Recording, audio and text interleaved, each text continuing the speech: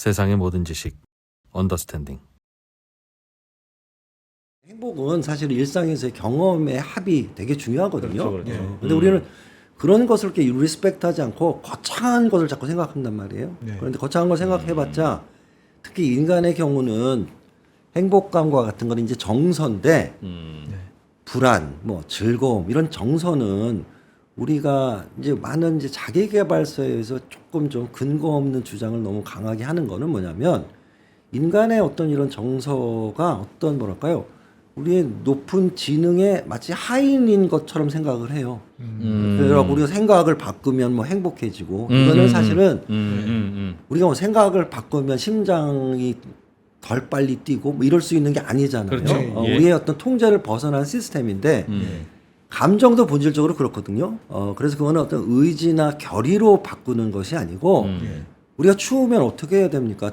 덥다고 생각한다고 생각해서 되는 게 아니고 옷을 입고 난로를 켜야 되듯이 이런 행복감을 일으키는 어떤 본질적인 자극들을 일상에 많이 접하도록 해놔야죠. 일상을 설계해놔야 돼요.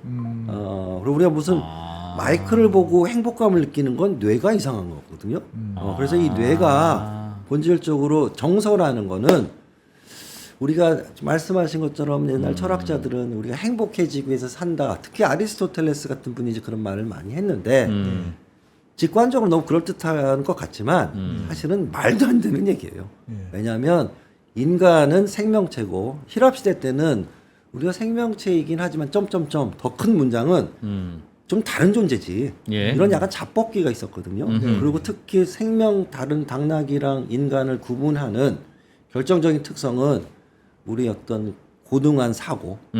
그래서 쟤네는 밥만 먹으면 행복하지만 인간은 그걸로 부족해. 그래서 이제 행복이나 의미나 이런 것을 추구한다고 얘기를 했지만 그렇게 보이지만 실질적으로 보다 이제 최근에 심리학에서 이제 약간 부차적인 설명들을 다 걷어내면 결론은 요새 조금 이 패러다임이 바뀌고 있는데 예. 인간이 똘똘할 뿐이지 동물이야.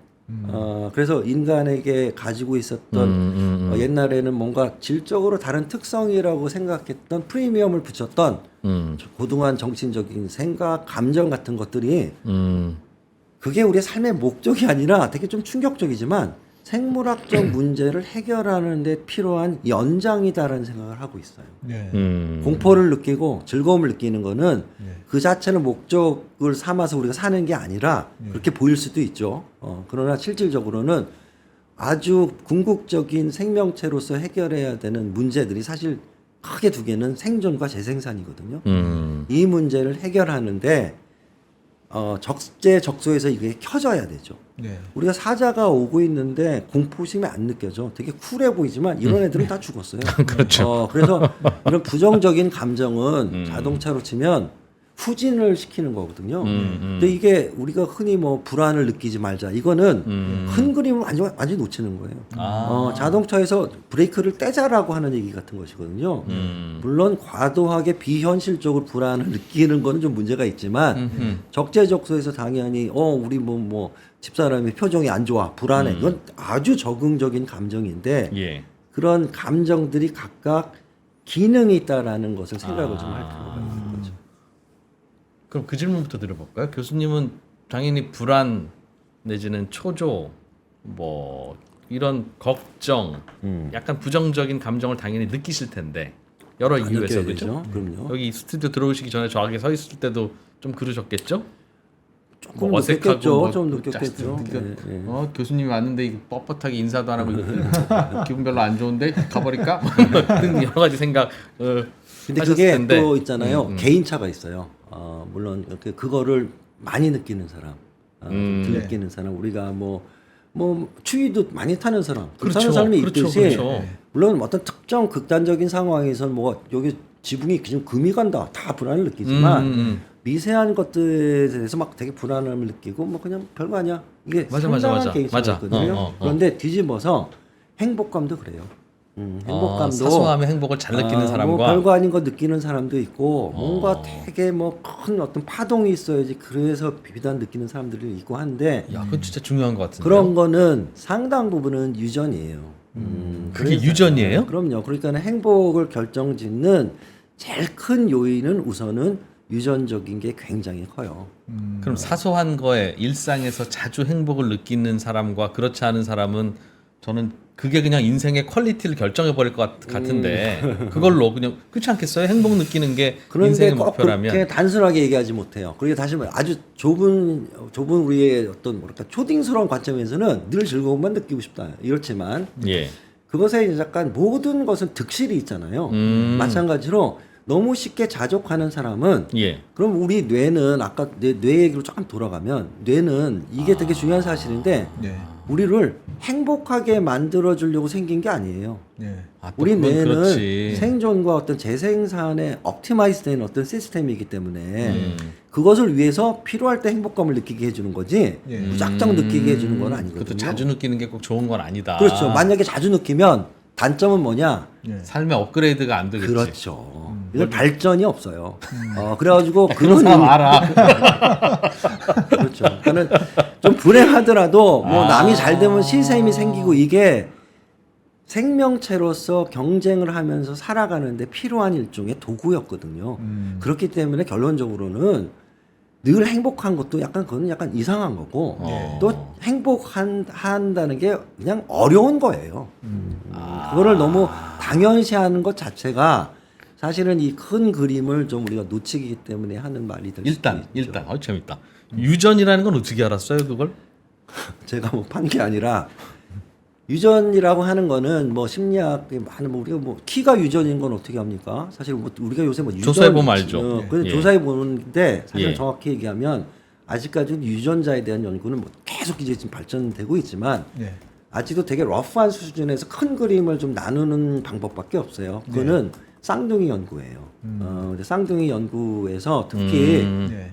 두 종류의 쌍둥이가 있잖아요. 일란성과 이란성. 예. 그런 차이는 뭐냐면 심리학자가 어떻게 우리가 유전자 조작을 할 수가 없잖아요. 그렇죠, 인간이. 그렇죠. 그런데 예. 이건 예. 자연이 준 일종의 실험 조건이에요.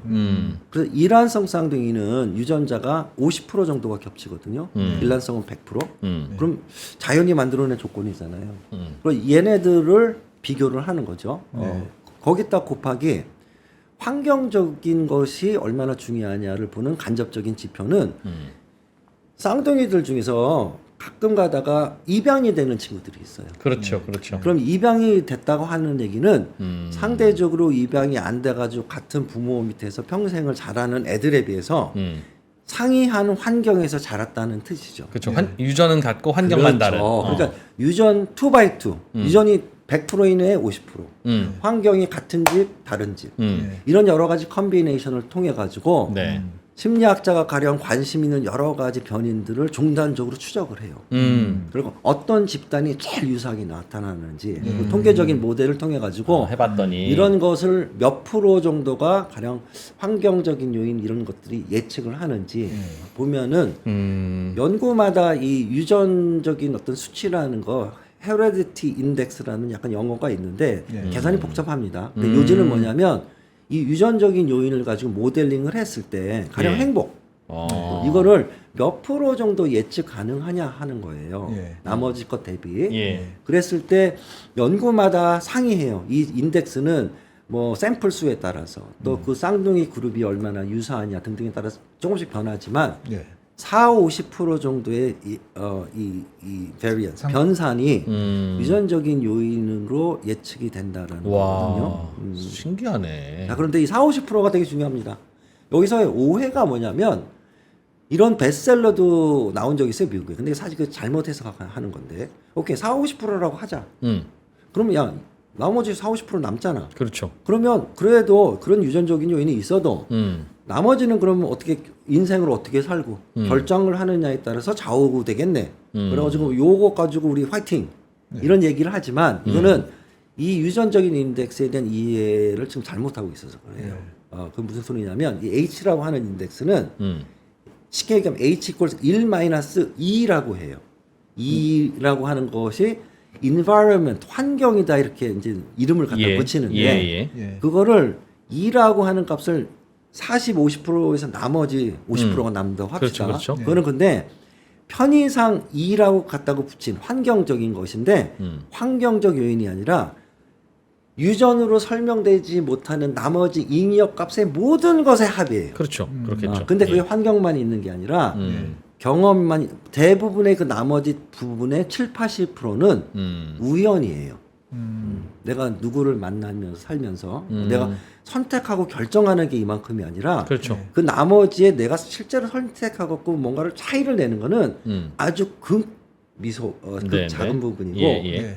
이 살면서 내가 무슨 일이 벌어지고 우리 집에 갑자기 불이 나고 내가 누구를 만나서 결혼하고 이거는 내가 꼭 결정하는 게 아니라 우연적인 요소들이 많거든요. 네. 그것 더하기 또 측정치로 예측되지 못하는 측정 오류값 통계적으로 얘기하면 예. 그래서 설명되지 않는 나머지 수만 개의 변인의 합이 예. 나머지 2에 들어가는 거예요. 근데 이거를 잘 생각해 봐야 되는 건 이거죠. 유전은 하나 값이에요.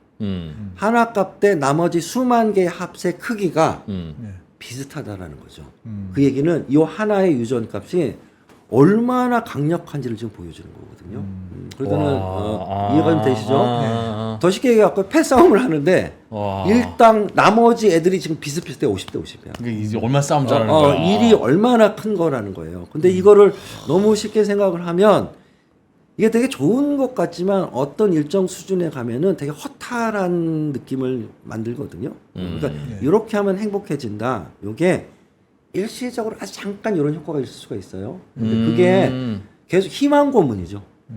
그것에 감명받아가지고 가령 뭐 아침마다 손뼉을 치면 행복해진다. 1년 동안 손뼉을 치면 과연 행복해지느냐 인간이 예. 관절염만 생겨요. 그리고 행복은 거의 뭐 큰 차이가 없는데 이게 관절염의 문제를 넘어서 어떤 일이 벌어지냐면 이제 자괴감을 갖기 시작할 수도 있어요. 그렇지. 나는 왜 이렇게 하라고 하는 걸 하는데 큰 변화가 없을까? 그래서 큰 그림을 좀 이해하는 것 중요하고 유전이라고 하는 게 오해는 또 뭐가 유전이면 변하지 않는다고 생각하는데 그거는 또 오해예요. 네. 뭐가 유전적인 것과 변화 여부는 다른 문제예요. 유전적인 거는 이런 거죠. 등수를 얘기하는 거예요. 아무런 무슨 효과를 훈련을 안 시켰는데 예. 왜 쟤는 태어나자마자 빨리 뛰고 늦게 뛰니? 그렇지. 그냥 선천적인 차이잖아요. 예. 둘 다 그런데 열심히 연습을 하면 더 빨리 떠요. 변하나요, 안 변하나요? 변하죠. 그러니까 유전적이어도 변화는 가능해요. 예. 그런데 이 선천적으로 무조건 빨리 뛰는 것과 그렇지 못한 차이를 쉽게 무시해서는 안 된다라는 게 포인트예요. 그럼 유전이면 왜 행복을 느끼나요? 그러니까 아주 단순한 것에서도 행복을 잘 느끼는 뭔가가 있어서 그런 맞습니다. 왜요? 그런 왜? 요인이 있는데 정확히 얘기하면 또 유전 그러면 저도 뭐 유전을 전문 분야는 아니지만 또 오해의 소지가 많아요. 저도 예. 이런 건 아니에요. 유전적인 요인이 있다라는 뜻이 행복한 사람은 가령 행복 DNA가 10개가 있는데 쟤는 2개밖에 없어. 저런 뜻이 아니고 예. 아까 말씀드린 것 같이 감정은 내 마음 속에서 지가 마음대로 만들어내는 게 아니거든요.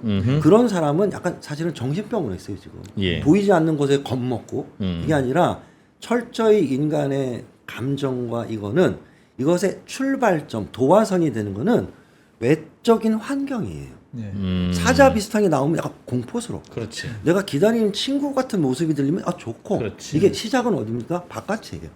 근데 오랫동안 심리학에 약간 좀 오버했던 부분은 바깥을 다 무시하고 네. 이 안에서 뭔가 승부를 낼 수 있다라고 자꾸 생각을 하기 때문에 행복해지려면은 뭐예요? 마음 먹어야 마음 먹어야 된다. 뭐 근데 이게 큰 그림을 보면은 마음 먹어서 행복해질 수 있는 거는 사실은 이 정서적인 시스템이 뭔가 제대로 작동을 못 하고 있는 것이거든요. 그런데 그렇지. 이 행복 유전자가 많아서 행복한 게 아니라 요지는 이 말씀을 드리려고 하는 건데 그러면 가령 우리 불안은 사자를 보면 느낀다고 합시다. 예. 불안은 컵을 보고 느끼지 않아요. 예. 이렇게 다시 말하면 변별적으로 반응을 해요. 이해가 되시잖아요. 그죠? 마찬가지예요. 즐거움도 마이크를 보고 신발을 보고 즐거워하면 안 되고 바보지. 즐거움은 어떤 목적이 있어요. 아까 부정적인 불안이나 이런 거는 자동차 비유를 썼으니까 생존하면서 우리가 결정을 해야 되는 게 저걸 쫓아가 도망가 이거예요. 불안과 부정적인 정서는 스톱 도망가던가 브레이크예요. 후진. 근데 우리가 생존하기 위해서 후진만 해서는 안 되잖아요. 사냥도 해야 되고 어쩌고 저쩌고. 그래서 생존에 필요한 어떤 something이 너희들한테 필요해. 그럼 이때는 자동차로 치면 후진이 아니라 가속 페달을 밟아줘야 될 거 아니에요. 아주 간명하게 얘기하면 인간이 느끼는 쾌가 묻어 있는 감정은 다 이 가속 페달에 해당되는 거예요. 피로해. 사춘기 때 이성을 보면 불안하지만 가서 한번 손을 잡아볼까? 잡으면 얼마나 좋을까? 이게 그게 안 켜지는 애들은 그냥 그냥 그냥 어쩌고 저쩌고 그렇지. 게임만 하다가 어떤 문제가 생겨요? 재생산을 못 해요. 그렇죠. 그래서 꼭 필요한 것에 모든 거를 만사를 제치고 엄청난 흥분을 느끼거나 기대를 하도록 만드는 것이 긍정적 감정의 역할인데 중요한 거는 변별적으로 something에는 켜져야 되고 어떤 거는 켜지지 말아야 돼. 예. 그 얘기로 이제 유전으로 돌아오면 변별적으로 켜지는 것이 가장 대표적인 건 인간에게 뭐냐면 사람이에요. 사람. 예. 그게 너무 인간이 사람이 중요하다고 너무 진부한 얘기 같지만 최근에 심리학에서 약간 와우 하는 건 뭐냐면 야, 이 인간이 진짜 이렇게까지 그냥 사람 때문에 죽고 살아?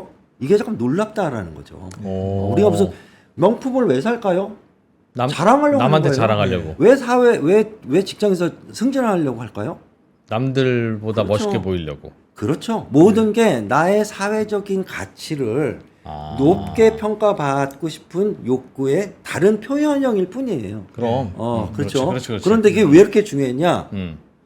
인간이 왜 우리가 지금 되게 지구에서 잘난 척하면서 지구의 정복자처럼 살고 있잖아요. 예. 근데 사실은 많은 고고학적인 생물학적인 어떤 학자들의 어떤 생각이나 증거들을 보면 호모사피엔스가 지구에서 제일 기운 센 놈들이 아니었잖아요. 그렇죠. 우리가 그냥 도망 다니고 사자 오면 사체나 먹고 이러던 애들이 예. 갑자기 슈퍼맨이 된 거예요. 그럼 어떻게 슈퍼맨이 됐을까에 대한 여러 가지 의문들이 있었는데 예. 제일 강력한 설명은 뭐냐면 인간의 지구 정복은 한마디로 사회적인 정복이었다. 그게 뭐냐면 약간 이런 유레카가 왔다는 거죠. 야, 나 혼자는 저 맘모스를 못 잡는데 왜 혼자 잡지? 야, 우리 12명이서 잡자. 잡을 수 있어. 그런 다음에 고기를 나누자.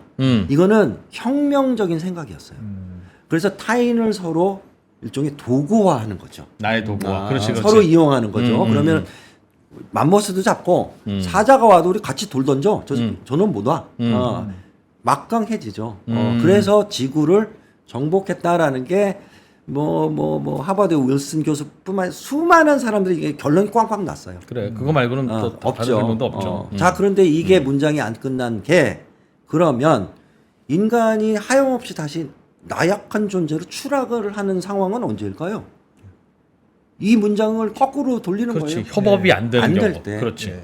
혹은 다른 사람을 이용할 수 없을 때. 그건 고립될 뭐죠? 때. 그렇죠. 왕따. 고립과 왕따예요. 네. 그래서 인간의 뇌가 24시간 꿈꾸면서도 제일 겁내하는 거는 왕따예요. 왕따던 덜 극단적으로 내가 무시받고 있구나. 네. 어떻게 하면 내가 사람 약간 주목을 받지? 이게 호모사피엔스라는 이 뇌라는 기계가 작동하는 제일 큰 포인트예요. 그러면 아까 그러네요. 얘기로 돌아가면 생존에 필요한 자원을 찾고 있는데 이 전구는 좋다라는 전구는 예. 호모사피엔스의 전구가 찾고 있는 거는 아직도 사람이에요. 왜냐하면 거기서 관계가 끊어져 나가면 이거는 늘 죽음의 전조고국이었어요 옛날에. 내가 나가면 그룹에서 나가면 첫 번째 사자모기가 되고 더 중요한 문제는 홀로가 되면 옛날에 유전자를 남길 수 있는 짝을 만날 수가 없어요. 그 홀로족들의 DNA는 지금 다 아프리카에 묻혀 있어요. 지금 지구에 걸어 다니는 사람들은 슈퍼 소시알한 사람만 걸어 다녀요. 그래서 이 전구는 계속 찾죠. 그런데 이게 DNA랑 왜 연관이 있냐면 이런 거죠. 이 전구는 그냥 눈 감고 켜지는 게 아니고 내가 바라는 썸띵을 부닥칠 때 자꾸 이렇게 성냥불 켜듯이 켜진다는 거예요. 근데 뇌가 필요로 찾는 거는 생존 필수품. 그거는 우리에게 사람. 자, 그런데 이게 개인차가 있어요. 사람별로 어떤 사람은 선천적으로 사람을 만나고 이런 걸 좀 피곤해하고 예. 어떤 사람은 되게 막 맨날 사람을 만나야 되는 사람이죠. 어떤 특징이 생각나세요? 두 사람의 특징의 차이? 어떤 성격 같은 게 생각나세요? 사람 만나고 안 만나고. 뭐 외향적, 내성적. 맞습니다. 그래서 외향성이 제일 커요. 행복과의 관련성. 근데 외향성은 상당 부분 유전적인 거예요. 그럼 외향적인 사람이 더 자주 행복해요, 많이? 많이 압도적으로. 압도적으로. 그래서 일상에서도 우리가 쟤는 내 친구 중에 왜 행복하지? 뭐 사업이 이렇게 자꾸 속지만 그냥 간명하게 생각하면 외향적인 친척, 친구들이 해피하고 예. 외향성이 낮은 사람들이 약간 덜 해피해요. 그런데 아. 덜 해피하다는 말을 조심스럽게 해야 되는 게 불행한 건 아니에요. 네. 호모사피엔스 중에 불행한 호모사피엔스는 거의 다 죽었어요. 예. 약간 해피한 사람들만 이 진화의 여과망을 통과했거든요. 그래서 내향적인 사람도 이미 충분히 해피해요. 근데 약간 이 행복 마케팅 쓸데없는 것들이 쓸데없는 얘기들이 뭔가 조금 우울한 날이 있으면 큰일 나는 것 같이 선전하고 하는 거는 상업적인 얘기지. 그렇게 자주 많이 행복할 필요 없다. 전혀 스트레스를 받을 필요는 없지요. 그러나 개인차가 있는 거는 수백 편의 논문에서 가장 큰 예측력이 있는 변이는 외향성이 나오는데 그게 외향성이 약간 유전적인 게 있기 때문에 있어서. 유전자까지 얘기가 갑니다. 그런 걸 측정할 때 학문적으로 측정할 때 내성적인 사람과 외향적인 사람을 그럼 하루를 쭉 보면서 얘가 얼마나 행복했는지를 뭘로 측정해요? 혈액 검사한다고 나오는 거 아니고? 아니죠. 혈액 검사가 되게 팬시하잖아요. 이게 예. 속지 말아야 되는 게 뭐 뇌 찍어대면 뭐 피 뽑으면 더 훌륭한 검사지인 것 같지만 훌륭한 검사지의 제일 중요한 기준은 내가 측정하려고 하는 현상을 예. 가장 얼마나 직접적으로 나타내는 것이냐예요. 그러니까 뭐 어떤 뇌의 어떤 혈관의 문제를 찍는 것을 제일 직접적으로 나타내는 건 MRI니까 그게 제일 좋은 검사예요. 예. 제일 안 좋은 검사는 설문이야. 너 머리가 아픈 것 같니? 그거 갖고 혈관이 막힌 걸 알 수가 없거든요. 네. 예. 거꾸로 행복은 혈관을 찍어서 나오는 게 제일 좋은 데이터가 아니에요. 네. 행복은 아까 말씀드린 것 같이 본질이 내가 느끼는 일상의 즐거움의 합이다 그러면 너 얼마나 즐겁니? 자기의 자주 물어봐서 답하게 평가가 하는구나. 제일 중요해요. 그렇지. 근데 그게 일회적인 거는 어떨 때는 내가 원래 해피한데 좀 기분 나쁜 날이 있잖아요. 예. 그래서 내 그날 재면 하필이면 좀 기분 안 좋은 날이라서 조금 안 좋게 나올 수도 있기 그럴 수 때문에 있죠. 이상적으로는 반복적으로 재는 거예요. 오늘 내일도 재보고 모레도 재보고 그래서 평균 값을 구하고 더 필요하면 심지어 돈이 들지만 어떤 타겟 퍼슨의 지인들한테도 물어봐요. 너 김 뭐 말순이가 네가 보기에는 어느 정도 해피한 사람인 것 같니? 그렇게. 등등. 그래서 물어보면 그런 걸 이제 크게 안 하는 이유는 자기가 대답하는 자기 보고와 주변 사람들의 평가가 거의 일치해요. 그래요. 똑같진 않지만. 그래요? 대체로 일치한다. 그렇죠. 예. 그래서 약간 크게 잉여의 정보를 주는 게 없어요. 그래서 그걸 떠나서 행복에 있어서 되게 중요한 심리학에서의 전제는 그 사람 당사자가 지 인생에 대해서 어떻게 느끼느냐를 리스펙트 하자예요. 내 눈에 보이기에 전문가 눈에 보이기에는 어떨지 몰라도 물론 우리 신체적인 건강은 얘기가 좀 다르죠. 그렇죠. 본인은 건강하다고 생각하는데 사진 찍어봤더니 너 암이야. 암이야. 이건 그렇고 본인의 생각이 그렇게 안 중요해요. 예. 근데 정신적인 행복감은 엑스레이가 중요한 게 아니라 본인의 평가예요. 느낌. 그래서 심리학에서는 행복이라는 용어보다 주관적 안정감이라는 용어가 좀 더 전문적인 주관적 안정감. 주관적이 키예요.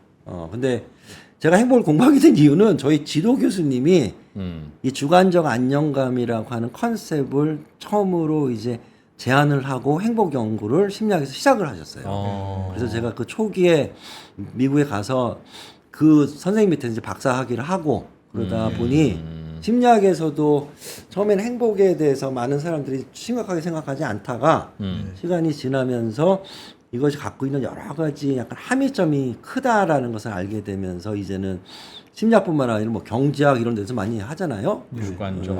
주관적 안정감.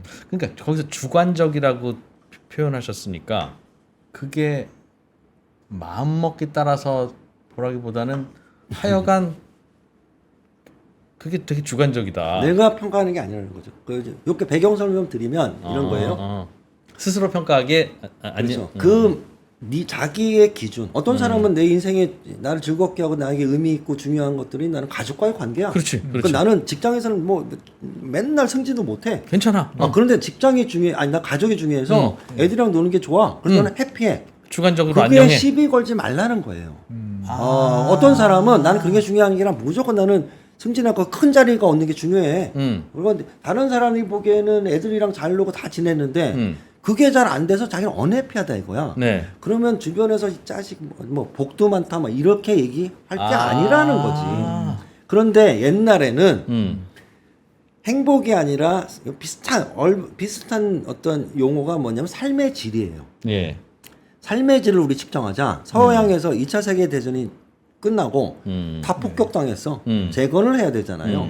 그러면 어떻게 재건을 하고 어떻게 만드는 게 사회를 만드는 게 좋은 거니? 이런 논쟁이 이제 붙으면서 경제학자, 사회학자들이 삶의 질이라고 하는 컨셉을 가지고 나왔어요.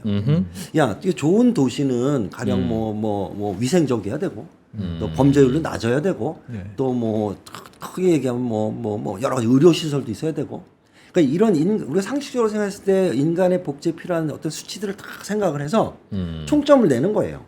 그리고 베를린이 베를린 폭격당했으니까 로마가 뭐 가령 뭐 어디보다 되게 높아. 그래서 여기가 더 살기 좋은 도시야. 근데 잠깐만요. 로마 시민 중에서 로마가 뭐 가령 시실리보다 살기 좋다. 그런데 잠깐만요. 나 시실리에 사는데 난 되게 행복해. 우리 뭐 물은 좀 들어오는데 나 해피해. 로마에 사는 친구가 나는 근데 교통금 많고 안 해피해. 옛날에 어떤 삶의 질에 접근해서는 그런 개인의 목소리 쓸데없는 소리 하지 마. 니네가 얘네보다 해피한 거야. 그렇지. 주변 환경이 더 잘 사는 거야. 이게 심리학자들이 이제 반기를 드는 건 넌센스 아니냐 이거야. 주관적 안정감은 다르지 않냐. 그래서 그게 굉장히 달라요. 죄수들도 행복할 수 있다. 있고 생각보다 요지는 객관적인 조건들, 좋은 큰 집, 소득 이런 것들이 개인의 주관적 행복감에 놀라울 정도로 큰 영향을 예측력이 없어요. 그게 왜 그러냐면 정서적인 경험에 중요한 본질을 하나를 자꾸 놓쳐서 그러는데 이건 경제학자나 이런 분들은 되게 이해하기 되게 어려워해. 뭐냐면 아까 우리가 정서라는 거는 되게 어떤 외부 환경의 변화에 되게 반응하기 위한 시스템이라고 그랬잖아요. 그러면 좋은 일이든 나쁜 일이든 반응을 하면 제대로 돌아가는 정서는 그 사건이 끝나면 원래 원점으로 회귀해서 0이 돼버려야 돼. 사과란다. 사자가 있으면 무서웠어요. 사자가 없어졌어. 없어졌는데 계속 무서움이 있으면 안 돼요. 다음 사자를 우리가 감지하기 위해서는 어떻게 될까요? 무서움이 0으로 돌아가야 돼. 그렇지. 리셋이 돼야 돼. 그렇지. 그래야 다시 또. 리셋을 계속 시키는 게 정서의 본질적인 특성이에요. 자, 그런데 그게 사자뿐만 아니라 좋은 일, 나쁜 일이 있어도 이게 계속 리셋이 돼요. 그렇죠. 예. 다시 말하면 좋은 차가 있으면 행복하냐? 맞는데 3일 있으면 차가 주는 행복은 리셋이 돼서 없어져요. 그래서 장기적인 객관적인 조건들은 그것이 변하는 날은 뭔가 감흥을 주지만 이미 다 적응을 했어. 큰 집에 사는 건 이제 나는 내 인생은 집과 나의 인생의 행복은 상관이 없어져요. 그래서 다 적응이 끝나고 속된 말로 약발이 다 끝났어요. 그 약발은 그 무엇이든 비슷해요. 똑같죠. 맛있는 음식, 그렇죠. 멋진 파트너, 멋진 파트너, 사회 뭐 이런 게 다 똑같진 않죠. 어떤 게 중요하냐면 어떤 좋은 사건도 어떤 거는 그 사건으로 딱 매듭이 되는 게 있고 그 사건이 만들어내는 파장 효과가 있을 거잖아요. 그럼 당연히 복잡한 파장 효과를 진동을 내는 것들은 오래 가죠. 그러니까 말씀하신 자식이 속썩이면 한 20년 가더라. 그렇죠. 그래서 사람이 특히 그런 특성도 갖고 있기 때문에 행복을 좌우하는 거는 사람이에요. 왜냐하면 내 주변에서 나에게 지속적으로 계속 영향 줄 수 있는 건 그래 기르는 강아지도 아니고 결국 사람이야. 사람은 계속 예측하지 못하는 방법으로 가령 속을 썩일 때는 계속 창의적으로 속이잖아요. 근데 즐거움도 마찬가지고. 떠오르는 사람들이 많아. 그래서 적응이 잘 안 되죠. 그렇구나. 그럼 그 주관적 안정감은 근데 오늘 말씀해 주신 것 중에 가장 그런가 싶은 게 예를 들면 어떤 사람이 나한테 계속 스트레스를 줘요. 예. 나는 불행하죠. 그러면 나는 행복하고 싶으니까 내가 마음을 어떻게 먹느냐면 다양하게 먹잖아요. 1번 나도 저 사람한테 스트레스를 줬겠지. 그러니 내가 받는 스트레스에 대해서 너무 불공평하거나 화를 내지 말자. 또는 뭐 나중에 저놈은 뭐 알아서 벌을 받겠지. 부터 시작해서 왜 저놈 때문에 내가 나의 스트레스를 뭐 자꾸 해야 돼? 나는 내 행복이 중요하지. 무시하자 의도적으로 등등 다양한 방법으로 그 스트레스를 중화시키려고 노력하면 정말 실제로 중화가 되고 행복해지고 그렇게 마음 먹지 않고 자식 저거 아유 한판 붙을까 뭐 이런 생각하면 계속 불행했던 경험이 있는데 왜 행복이 마음 먹기에 따라 달라지지 일시적인 않아요? 거죠. 일시적인 거죠. 아. 근원적인 거를 아. 일시적인 아스피린이죠. 말씀드리고는 이런 거죠. 우리가 그래. 우리가 근원적인 그래. 거는 그래, 맞아. 이런 거지. 뭐 내 시험 공부 때문에 졸리시면 앉아. 할 수 있죠. 근데 너 언제까지 안 잘 거냐? 그건 당연히 잠이 모자라면 어느 순간에 가갖고 뭐 폭삭 주저앉거나 뭔가 어떤 근원적인 해결책이 아니라는 거죠. 그래서 그런 지금 말씀하신 예시에서는 사실은 그 사람을 안 만나는 게 제일 좋아요. 잠을 푹 자고 아침에 운동을 하고 뭐 하여튼 몸이 개운하고 뭐 좋아하는 운동을 하고 좋죠. 그거는 내 주변에 사람이 하나도 없어도 되게 행복한데 좋죠. 그건 왜 그래요?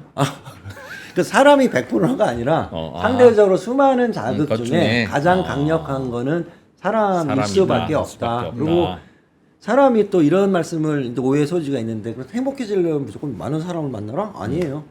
왜냐하면 그만큼 나의 생사를 좌우했던 아군을 만나야 된다는 거죠. 나를 기쁘게 해주는 사람. 그래갖고 사람이 사실 인간에게 가장 큰 즐거움과 의미를 주지만 인간이 제일 고통스럽게 느끼고 스트레스 받는 것도 사람이에요. 예. 그렇죠. 왜냐하면 진화의 역사에서 인간을 제일 많이 죽인 게 사람이거든요. 서로. 그래서 되게 아주 양가적인 자극이죠. 예. 그랬을 때 사람을 무조건 만나는 게 아니라 양질의 경험을 해주는 사람들을 골라 만나야 돼요. 예. 근데 한국 사회에서는 약간 이런 즐거움 때문에 만나는 빈도보다 약간 많은 경우에는 좀 수단적인 만남도 되게 많거든요. 그렇죠. 저 사람 만나면 뭔가 도움을 받겠지. 그렇지. 예.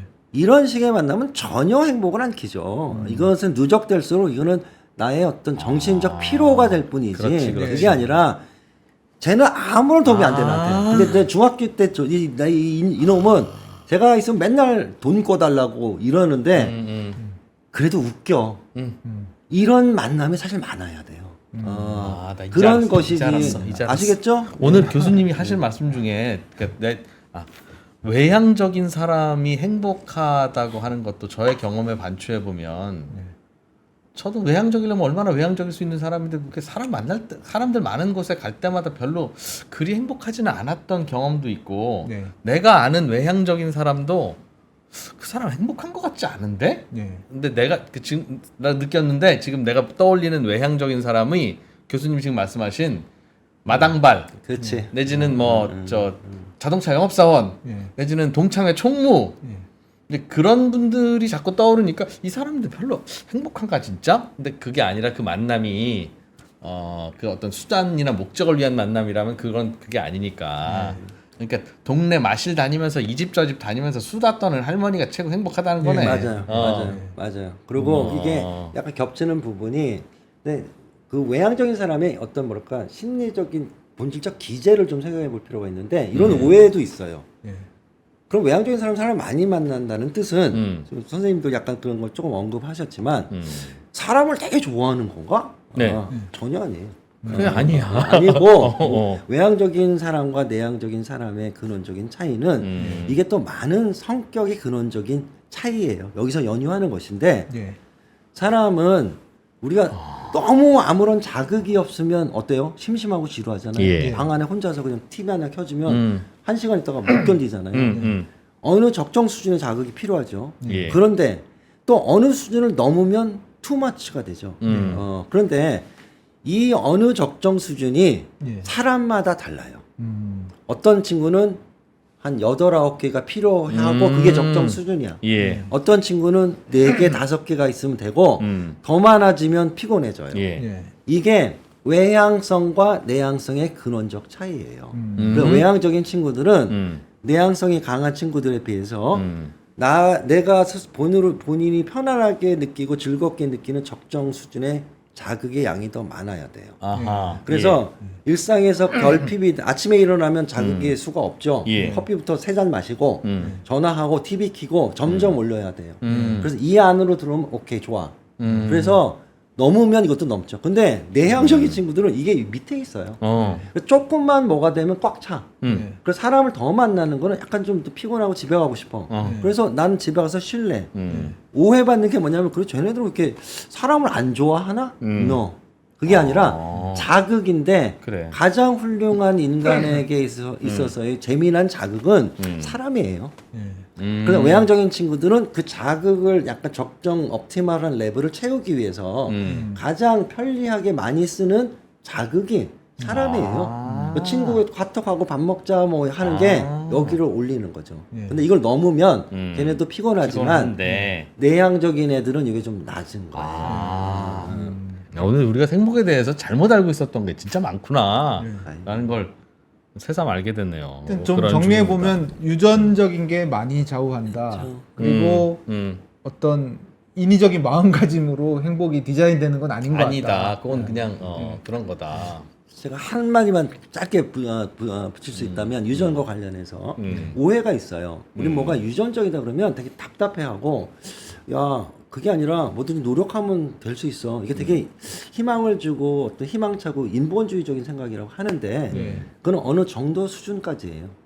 내가 음악적 재능이 없는데 야 하면 돼 라는 어떤 기대와 압박을 주변에서 계속 한다. 음악은 노력하기 나름이야. 이건 아니지, 어느 그건 선을 아니야. 지나면 그 책임을 내가 작곡을 못하는 책임은 누구한테 와요? 저한테 와요. 그렇지. 이게 약간 넌센스가 되거든요.